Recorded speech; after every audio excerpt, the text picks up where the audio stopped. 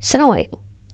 دلوقتي الأهلي بخطط إن هو يشتري أهم صفقة في مصر، صفقة هتقلب الوسط الرياضي كله.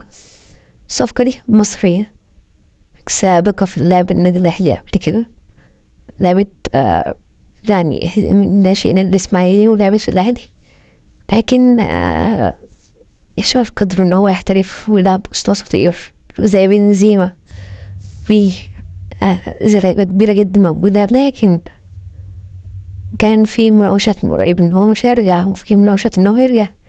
لكن حاليا احمد حجازي قريب جدا من تعاقد مع في النادي الاهلي، وخصوصا ان كل شيخه في مباراة الاتحاد السعودي كان الراجل عجب جدا، يعني حتى خلى كان قدامه، فهو كورة عجب الراجل وقال له انا محتاج فريق.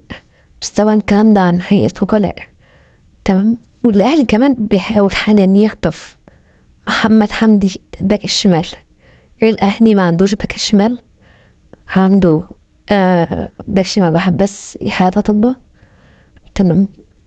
وعنده معلومة بس هل خلاص يعني اللي احنا عارفينه ان هو مش هيكمل، واخره كل الموسم ده ان هو ينتهي في 6/2025.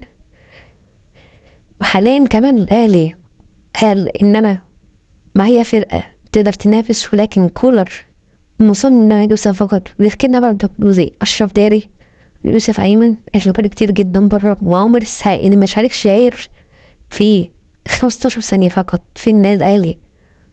تفتكروا الصفقة كان اللي جاية تبقى مين؟ وكمان في صفقة هتبقى قوية الفيديو الجاي، فكرت تبقى مين؟ في جايزة 2000 جنيه لله.